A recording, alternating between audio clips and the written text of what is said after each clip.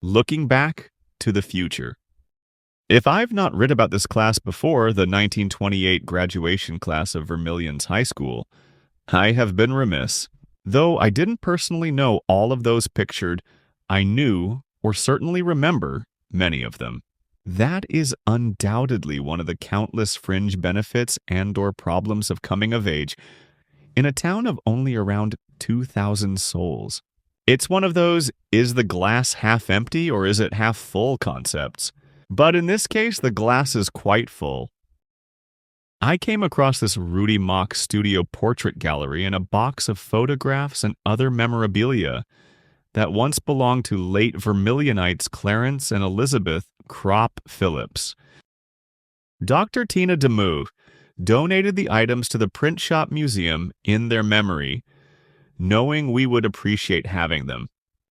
I've seen photographs of this class in the past, one because the museum has a copy of the 1928 High Times, the old Vermilion High School Annual. But the great thing about this particular photo is the fact that someone took the time to type in the names of each of those pictured in order and glue it to the back. Those pictured are, top row left to right, Charles Horton, Elizabeth Crop, Evelyn Burrows, George Wakefield, Paul Nagley, Eleanor Blanchett, and Richard Witt.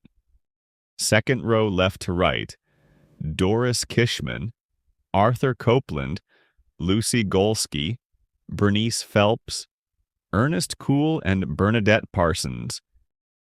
Third row left to right, Alice Schuster, Howard Bogart, Genevieve Christian, Fred Reifert, Betty Ramsey, Calvin Rothgary, and Evelyn Kneisel.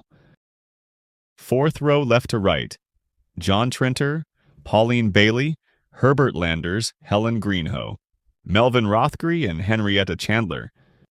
Fifth row left to right, Catherine Sanders, Orson Coonley, Eva Graham, Amos Feisley, Lenore Grant, William Russell, and Pauline Walker. Most memorable of the group to me, aside from Liz Crop Phillips, were Rich Ben Witt and Amos Feisley when I worked as caretaker at the Olympic Outing Club back in the 70s. Richard Witt was a club trustee. He had, at that time, recently retired as supervisor at the Sherwin-Williams linseed mill in the Cleveland Flats. Unfortunately, he never really ever succeeded from retiring from the position completely. Ergo, as club caretaker and bartender, he apparently viewed me as one of his very own servants. And though there was some semblance of truth to this manner of thought, whistling outside the caretaker's cottage to have me come and open the bar for him seemed at the time a bit over the top. Nonetheless, I both liked and respected him.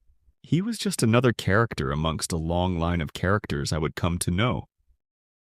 I never got to know Amos Feisley very well until he was already into his 80s and volunteered as a delivery driver for the local Meals on Wheels program when I was the cook and co-coordinator for the program. Like postal workers, Amos never let snow, rain, or heat, or gloom of night keep him from the swift completion of his appointed rounds.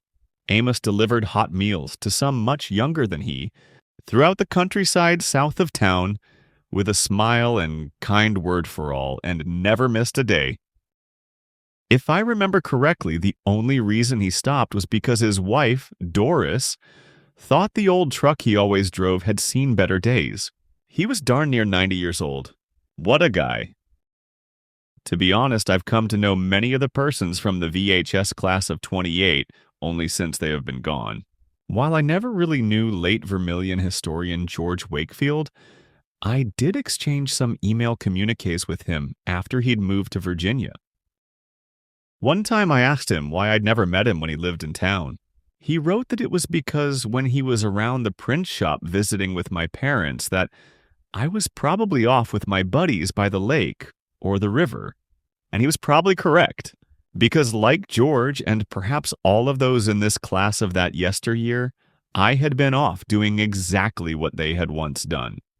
And what Vermilion youngsters still do, and will always do when young, exploring and having fun.